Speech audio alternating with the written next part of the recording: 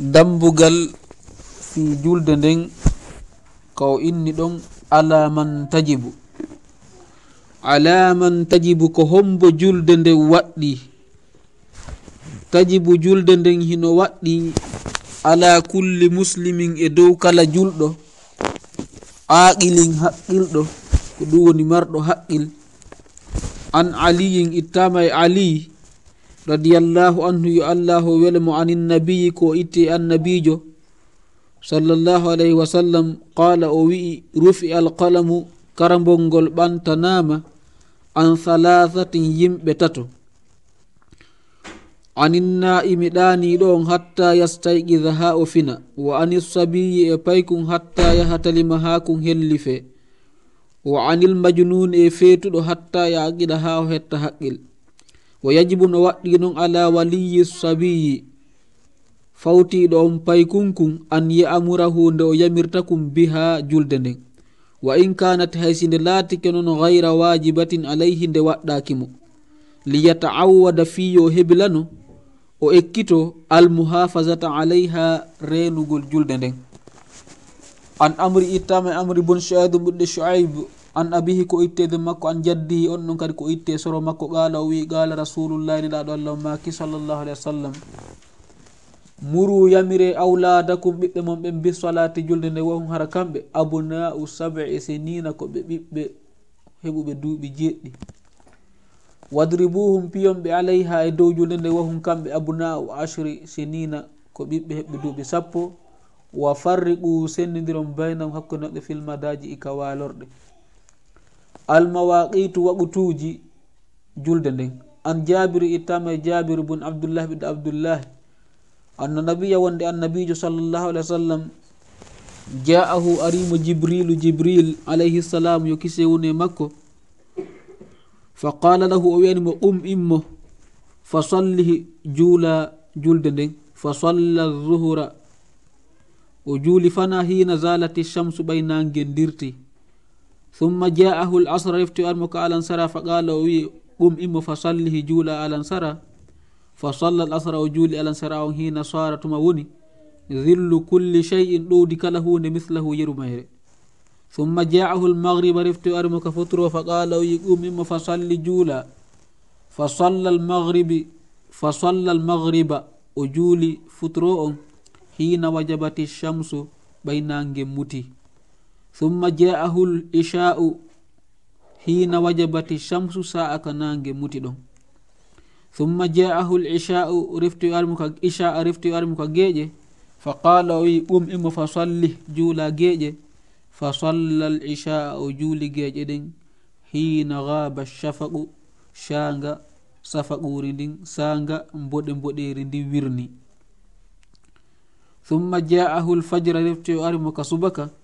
fa qala o wi'i immo fa sallihi juula subaka fa salla l fajra o juuli subaka on hina baraka l fajru ɓay woni fajiri ndin jalbe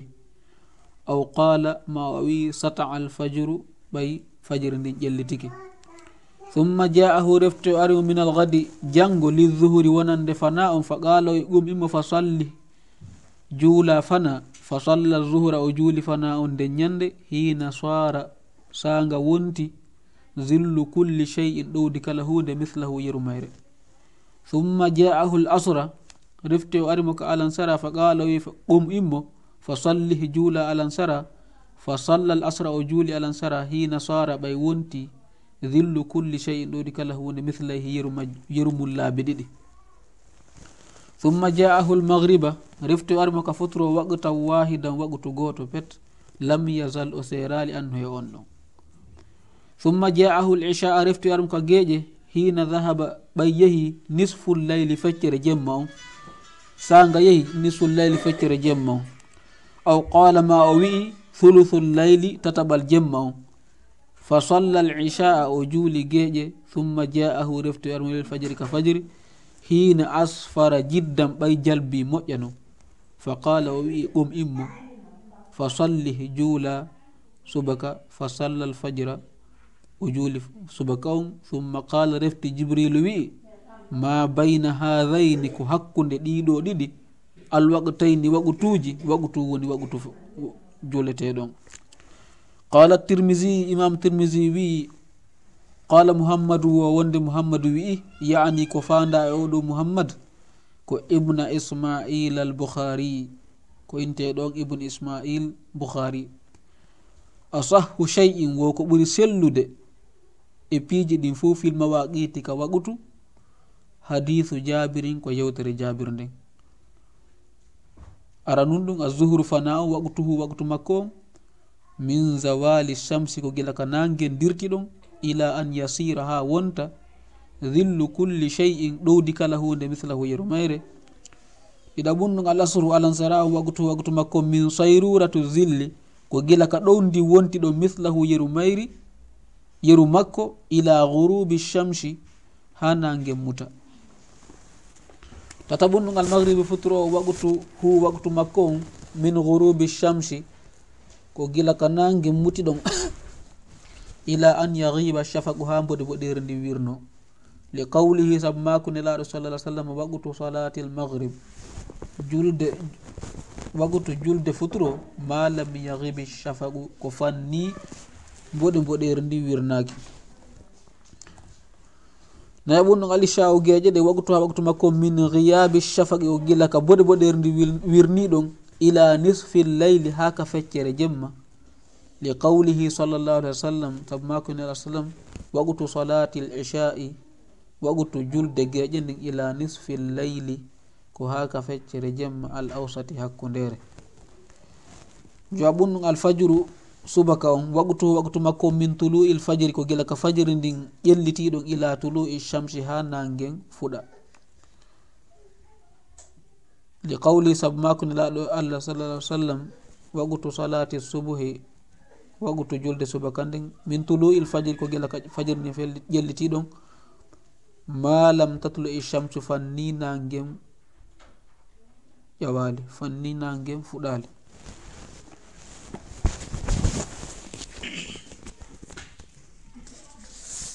haray ɗo hande ko fuɗɗi ɗen ayi o yewti en fi ko hen ɗum woni fi julde nden place mayre on emo juulata ko honɗum woni ñawore makko ɓawo ɗum ɗon imo yewtude en nin joni noon nde ɗo julde ko hombo woni ko nde ɗo waɗɗi nde ɗo julde ko hombo woni ko nde waɗɗi o addi ɗo hadis kanilaɗo maki sallllahu alih wa sallam wonde makaramol ngol ɓantanama ɓeɗo tata ɗum ɗo holli wo haray julde nden ko waɗɗi koye dow kala julɗo hellifaɗo marɗo hakkille kala si waɓutu heewi tawi goɗɗo ko o julɗo ko o hellifaɗo hakkille makko kinno ɗon o voyage wo o nawni wo o occupie wo no wona woniri wo ɗiɗo sarteji tati ka timmi wo haara julde nde waɗɗike mo si wona ko ittintina kon kadi e dalilaji goo si tawi woni on tigui laaɓa hella ka rewɓe o inni ittama e ali wonde man asalama maki wo karamol ngol ɓantanama yimɓe tato na ɗaniɗo ha o fina goɗɗo simo ɗani o windantake ɗon ɗen bakkatu ha o fina misal ƴetten hara o wowla ɗon ko boni goɗɗo sino ɗani so wowli ko boni haray o windantake bakkatu so waɗi ko boni kawo honno ƴetten kawo ɗani ɗon ko tawata okkayno bakkatu simo fini o windantake bakkatu. joni noon so ƴettino kadi ka waɓutu ɗo si goɗɗo kadi woni ɗoygol hara naɓimo ha o ronki julde waɓutu on e leer hara ko tabu ɗoygol haray oɗo kadi o ala bakkatu ko woni so tawi woni o fini tun en hewtoya ɗum ɗo yeeso haray ko yo juulitinna ko honɗum ɗon woni ko haɗa ko ɗanagol fewdo waɓutuji ɗin accugol ha fana heewa ma ɗum waɓutu o heewa ɗanoɗon hara no andi pellet si ɗanike ɗon finoyta koye on tigui eɓɓan so on tigui eɓɓani ha gasi o ronki finoyde o ɗanike law o eɓɓani kadi fifinugol o ronki finoyde haray emo yaafa o waɓutu ɗon si tawi woni hina ñande o ƴetti habitude ɗanagol e o waɓutu ɗon hara koko arata wano une fois ƴetten par an ma par mois e sifa ɗin ɗon piiji hara koko woni on tigui tewaki haray hay nelaɗo sallallah alih w sallam ɗum ɗo waɗi ñande goo ɓe ɗani har ɓe yewde voyage ɓe wondi e bilali en e sahaba ɓen ɓe yehi ha e nokku ɓe waali jemma ɓe inni Bilali awa haray si waɗu toon heewi ko noddinoy haray mana ko yo findinɓe koyo noddingo findina ɓe. on sala sallam ɓay ɗum ɗo woni waɗi ɓe woni ha bimbi nden ñande ɓe ɗani ha nangue fuɗi tawi ɓe juula subaka min laaɗo sa sallam ɓay finoyi ɓe findini Bilal tawi hay Bilal kadi finali tawi ɓe yeehi ɓe ronki ha feƴƴiti har ɓe wondi e ronkere moƴƴa goto maɓɓe wawali finude. on sala sallam landi Bilal Bilal a findinali en o inni wo kankadi Allah findinali mo andi ɓe iranoma tawhid wo Allah subhanahu wa taala findinali mo on sa o inni yo noddin on sa o noddini ne laaɗo sallam kadi maaki wo immoɗen e o nokku ɗo wo ko ɗo ko seytanuji woni ɗo o andi ɗen andi wo so tawi woni hara subaka on ɓattiki hara cheytane aray e mawlugol on tigui e sowon singol on tigui fiita o immo hay o immi déjà o fini haray cheytane no sowon sindemo ɗon ko heewi kon so wattare hakkille cheytane sowon sinaymo cheytane kan no wawi moƴƴinande on tigui hay ɗoygol ngol ma hoyɗingol mo piiji o ɗano ɗon o ɗumanno ɗon ha feƴƴa few ko ɗum waɗare ko waɗangol préparation moƴƴa e yi o e yesso kon ɗum woni ko ente kon bakkatu neɗɗo mo juulali e wagutu ɗum ɗon haray no yesso inchallah. o inni wa ani sabi pay kon kadi hatta yatel ma ha kon hellife pay kon kadi goɗɗo ka so hellifaka hare wagu to waɗa farlaki mo wano woniri noon haray fayda farillaji ɗum foof farlaki goɗɗo so hellifaka kono gila ñande o hellifa haray kala ko waɗɗi kon hellifa ɓen fou haray waɗɗike mo nden ñande haray ko hanɗo wadde so waɗi gila ɗon nden ñande Allah subhanahu wa taala ko waɗi ko boni Allah windanamo bakkatu so waɗi ko moƴƴi kadi o ɓay baraji e feetuɗo kadi haray wagu to waɗɗaki mo wano woniri noon haray piiji ɗin fof kadi waɗɗaki feetuɗo ha o hetta hakkil surtout so tawi hara woni feetere nden yo Allah taw hara ko ɗum ɗon haray kala feetuɗo en toon yo Allah dandu en hara feetere nde na on tigui woni ko faggiti hara na on tigui yari ɗo beere ha woni feetuɗo few ma fimi drogue ha wonti feetuɗo few ɗum ɗon ɓay kanko faggitani hoore makko ɓe indi probléme ko ara yeeso to wo kanko rondi par ce que hena haray ko ariyani e makko ni tum ɓe yewtiɗole ɗo noon haray fi innama pay kunkun ay wa yajibu ala waliyi sabi an yamurahu biha wa in kanat gayra wajibatun alayh wo ko woni noon haray no waɗɗi ko inte kon wonɗo ne'ude pay kunkun haray yamirgol mo julde nden haysi nde waɗɗaki mo fi hen ɗum liyata'awwada al muhafazata alayha fi yo heblano fi yo prépare o ekkito renugol julde nden sa jeeya o hennugol o hellifama si andinama o juulay hande kadi sattoye ƴetten so tawi woni o hellifama e duuɓi sappo e joyi hara ɗum fof a hollaremo kanko yo juulu haray satta e moƴƴa ko ɗum waɗi haray ɗo karmakoɓe no yewta ɗum ɗo ɓe waɗa ko inte ko qiyas ko inɗen konda ñande haray golleji l'islamu ɗin fof haray pay koye ɓe ekkite law si ɓe ekkitaka law tun haray si ɓe mawniɗe wawata ɗumannade hay si woni noon farlaki ɓe wono se ƴetti wano ka jiwɓeɓen ɓornugol ɓe conci law ɓe anda tigui tigui ɓe wowtadi hara ɓe hersiroytaɗe si ɓe mawni hara kadi ɗi ɓittoytaɓe si ɓe mawni par ce que ɗe wowti juulugol ngol men janggugol ngol men ɗoftagol ngol e kala ko inte kon neddeji l'islamu ɗin fof haray pay kunkun koye kon ekkite ka ko won ɗon to suku ɓe addi ɗo hadis ka nelaɗo sa sallam maki haray waylte haray page hikkiti ɗon ɗon o inni muru awladakum bis salati wa hum abna'u 7 sinin o haray ko inte ko yamire pay koye mon koye ɓiɓɓe mon ɓen si ɓe heeɓi gila ka ɓe heeɓi duuɓi jeɗɗi haray yamireɓe juulugol piyomɓe kadi si tawi woni ɓe juulali si ɓe heeɓi duuɓi 10 en andida ka gila duuɓi jeɗɗi ɗo holli ha duuɓi 10 ɓe piyetake fi julde nden ɗo ko yoɓe yamire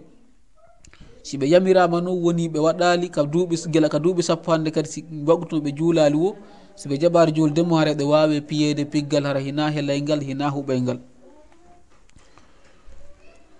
e sen daari wano ɗum ɗo ndaare yamirore si goɗɗo yamirama hunde ko yahata duuɓi 3 ɓay si goɗɗo heeɓi duuɓi jeɗɗo yeehi ha duuɓi 10 duuɓi 3 mo yamirede duuɓi 3 ko jellu ko duuɓi ko balɗe 300 laabi 3 ɗum ko balɗe ƴetten balɗe haray 900 ka ko fanɗi o ko fanɗi balɗe 900 sa multiplie balɗe 900 laabi 5 hara ñando ƴetten ko wagutuji 5 ñando wagutuji 5 balɗe 900 laabi 5 ko jelu 5 fois 9 ko 45 ƴetten tun haray no gasa ƴette 4500 ko dow ɗum ton par ce que en acci he ñalɗe goyɗe en calculali ko yahata laabi guluuje 4 goɗɗo no yamirede yo waɗu hunde so waɗa alde hara o mériti piyeede ko ɗum wonɗe yewtirde ɗum ɗo ko karama ko ɓe yewti kon fi ɓe innoɓe l'islam kañum no discrimine pay koy koye no inni koye piye nelaaɗo sallah sallam makiya yamirmo ka duuɓi 7 pay ko gila ka duuɓi 7 haray kun sendidiri accu e waɗu aɗon ɗo e accu ɗum ɗo haray kun sendidiri kun andi ko musata kum si ku yamirama ko yata laabi guluuje 4 mo yamirede hunde tawi ha joni o wawa walde jaɓude haray oɗo yewtere nden o famata haray ko marewe e ɓandu ɗum seeɗa haray noon hina kadi wara ɓe inni wo piigol piggal hara ko ɗon togol haray karma koɓe gono inni normalement duwaka feƴƴude sawru 10 haray ɗum ɗon ko yamiroɗanere nden ɗaɓɓore nde wo haara sendiroɓe kale lanɗe ko walorɗe wan misal so tawi woni on tigui no mari ɓiɓɓe worɓe ɗiɓɓe jiwɓe gila kaɓe heeɓi ɗon duuɓi 10 haray hande kadi taɗe walude nokku gotu haray koyeɓe sendidire hande kadi taɗe wonu danki wooti almawaqitu wagutuji ɗin joni noon o andi o yewti en ko hen ɗum woni julde o yewti en ko hombo duwa juulude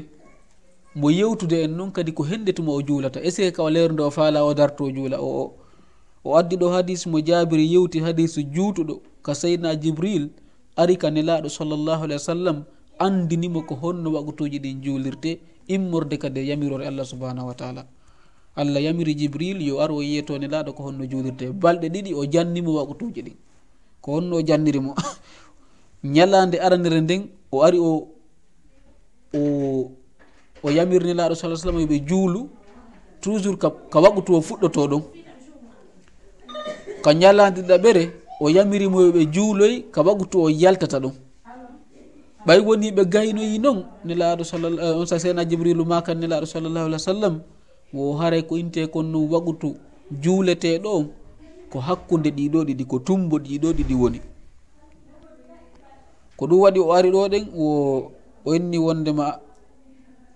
annabiya sa sallam wonde annabi sallllahu alih wa sallam jaahu Jibril alayhi salam fa qala lahu qum fa salli Jibril ari innimo immo juula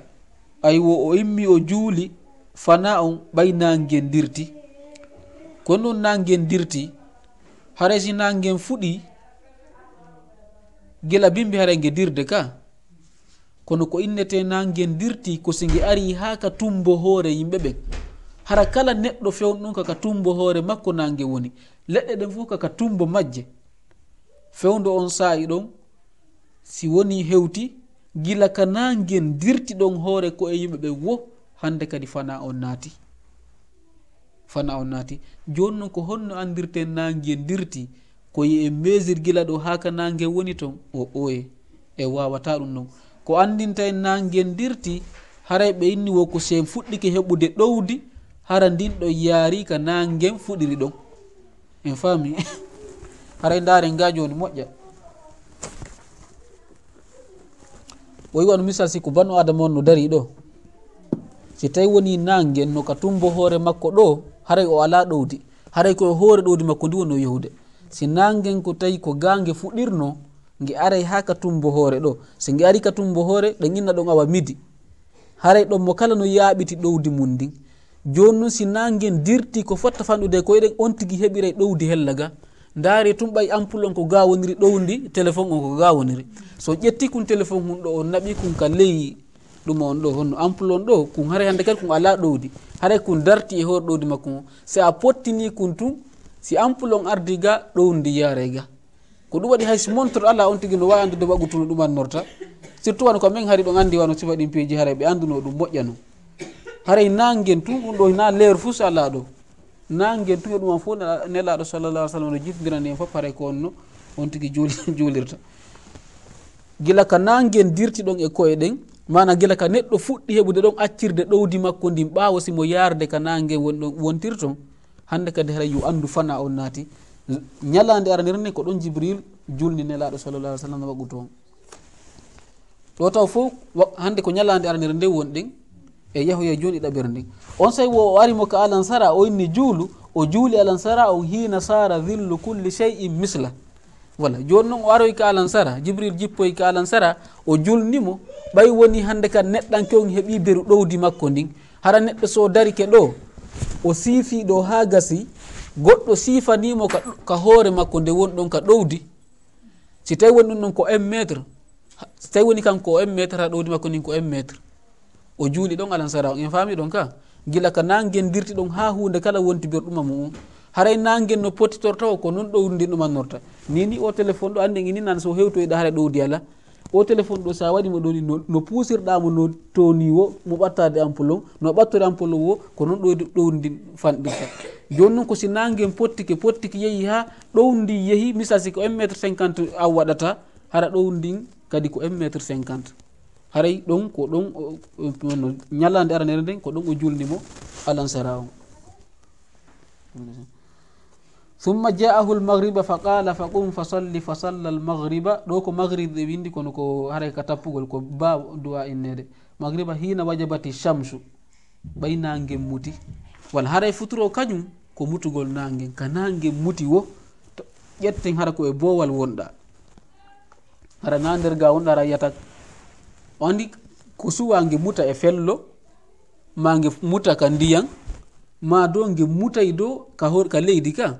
sike yahay ha ka leydi e kammu ngu way ɗo wasino fotti ko inte kon horizon al ufuk. si nangen hewti ɗon ɗo andi haɗay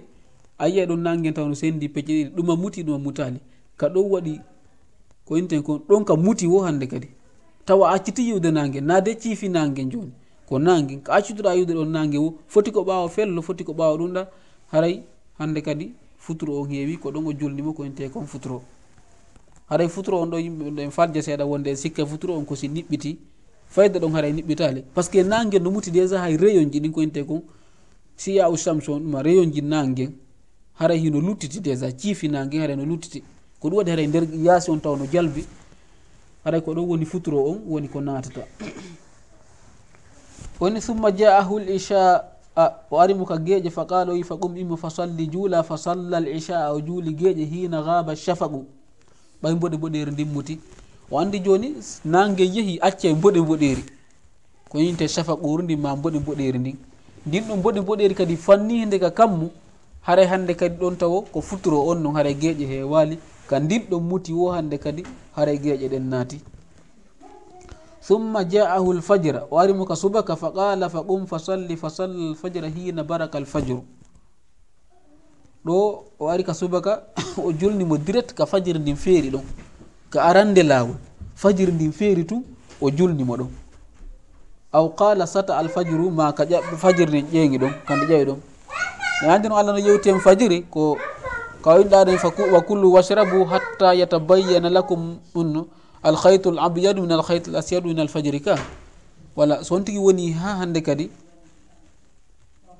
niwre jemma on yehi o fuɗɗike yiwde daneri ñalorma on haray fajiri ndin feeri, haray yaasi on o jalbe ndigo ndi tawata pellet ɗum ɗo hande kadi ina niwre ni. hara joni a haynoto goɗɗo hay sa anditatamo noon kono noon haray a anditatamo fewɗo ka wawata haynade sa yi goɗɗo a yiyay niwre yeeso ma do par ce que jemma ndin ɗon hara ƴetten hara ko jemma ndin ɗon hara courant ala a hayntako goɗɗo a hayntako arowo. kono sa watti haynade misal hara joni jalbiti seeɗa andi hande ka joni si goɗɗo ari ɓaytu are kanko ko ɓale woni o ardude ƴettiren noon are ko ɓale hande kadi ɓaytu yaasi o rawni a yiyay goɗɗum ko ɓawli no jinda e nder konko rawni ɗon par ce que ko ɓawli ko yeehi ko rawni o haray feeñaytina par ce que ko piiji ɗiɗi sertuɗe famike seeɗa. summa ja'ahu min alghad wala o artoye mo nun janngo joni no janngo o ari lizuhri fa qala fa qum fa salli fa salla dhuhra hina sara dhillu kulli shay'in misla. janngo mum ɓay o ari o fuɗɗori kadi fana on ɗon o julnimo fana on fewndo ka tawata ɗowdi kala hunde woni sifa mum. oɗo waktu de hanki ko wagutu hombo noon hari ko wagutu alansara on ay ka o julnimo ɗon alansara on hanki ko ɗon o julnimo fana on hande ko ɗum ɓeyni wo wagutu fana e alansara ko wagutuji kafuɗi ko ɗum waɗi neɗɗo marɗo ella ɗe gandi ɗo woodi ellaji toon si ɗin ɗo waɗi haray ɗa wawi hawtude fana e alansara ɗa wawi hawtude kadi futuro e geeƴe. en aru yeyi en ko fi hen ɗum ɗo déjà holli en ɓenni ko par ce que wagutu fana on e alansara on heno kafi ka o yanatata ɗum direct o haray no arde ɓawo ɗon ɗen ko ɗum waɗi no sella ka juulataɗi wono hakkude ɗon ɗen hara fayda kadi a juulimo kala e wagutu muɗum saabu ella. kono ɗo en andi ɗo wande o julnimo alansara on fewdo ɗowdi kala woni sifa muɗum. Misal marɗo 1 m 50 fo haare ɗowdi makko ko 1 m 50. woni thumma ja'ahu al asra fa qala qum fa salli fa salla al asra hina sara dhillu kulli shay'in mislay. on say o waroymo ka alansara o inni immo juula o julnimo ɓay ɗowdi kala hunde wonti yerumum laabi ɗiɗi. joni haare mo 1 m 50 on joni ɗowdi makko ndin ko jelu haare ko 3 mètres par ce que ko 1 m 50 laabi ɗiɗi famike. haare si ɗowdi on tigui ndin dubli tun hande kadi yo andu haare on tigui ɗum noon fi andugol ɗum kadi na innugo siɗa faala a mesirta an hay hoorema ko lekkol ni watta fewna kon tun hara ko wona perpendiculaire hara kum fewti kam moƴƴa par ce que sa yiili kon ɗowdi ndin kadi bonay calcul on bonay hara kum feewi yet si kum feewi yet andi a waɗi ni a wallini kun ni ha gasi a wallintino kun ni tawi ɗiɗa ɓunnu kaka ɗowdi lannata ɗon haray lanni par ce que ko dhillu kulli shay'in ko ɗowdi kala hunde.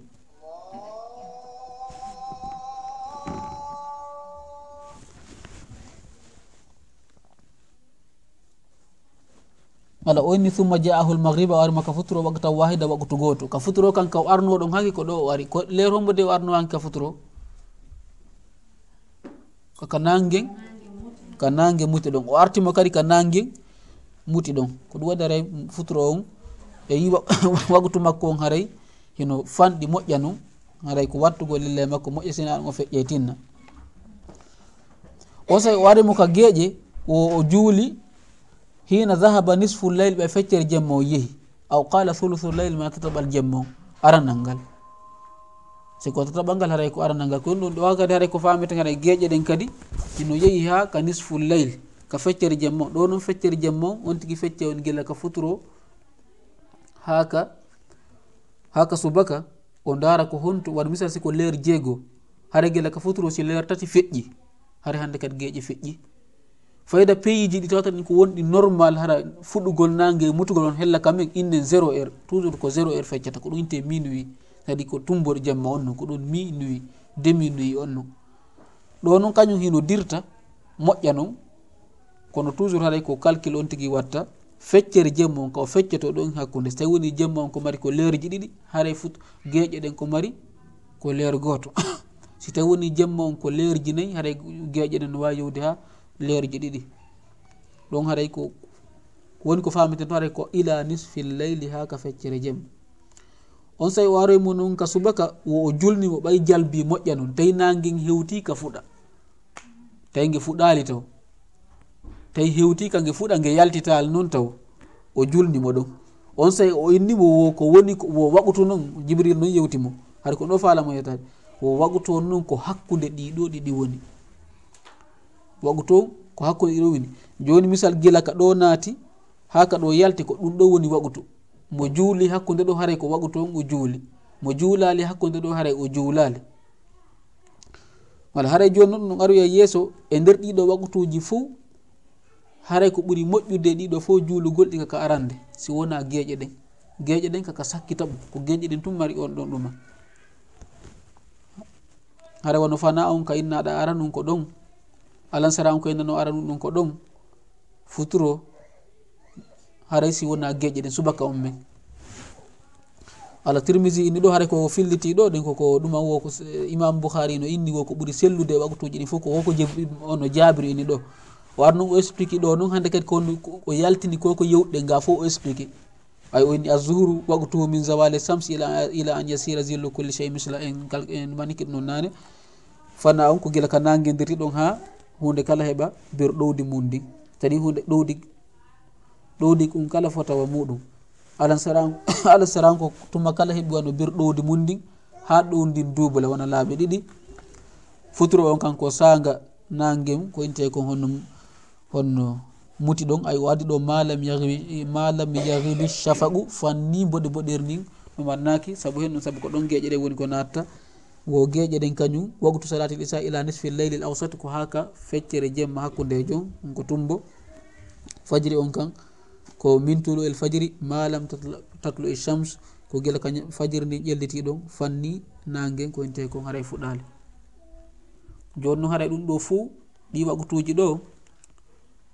haray sellanta goɗɗo ka o accude waɓutu on ha ka o yaltoyta ɗiɗo ka yaltugol ɗo si wona wo hara ko ella ko ɗum ɗinana waɓutu daruri waɓuti marɗo ella kala waɗɗo ɗum ɗon surtout wo so dumike ɗum ɗon haray o heeɓi sifaji jeeyaɗe sifaji nafiqiɓe haray ɗum ɗon o hadis wonno yeeso nelaɗo maki tilka salatul munafiqin haray ko ɗum ɗo woni julde nafiqiɓe daragol aynita waɗu toon ayno waɗu toon ha ka o yaltata ɗon imma wo soppanayi ko soppata ko nelaɗo sasatama addi verbe addi ko inte kon ɗuma yewtere nde tawata ko si tawi gertogal no soppude ka leydi ko ɗum ɗon inte gertude no soppude ma donto no soppude ñamete ko noon o addiri julde nden o inni wo o soppa ɗon nayi ko o soppata kon wo hara kadi wala yadhkurullah illa qalilan o janta ko inde Allah e mum ko ɗuuɗi par ce que ko wonɗo julirde fiyo tawa waɗu toon feƴƴu subhanallahi ji ɗin timmata allahu akbar ji ɗin timmata haray koko inten kon sugguy ruggoy tori Allah subhanahu wa ta'ala ɓurten famen haray ɗen wawi wonde ɗo inchallah.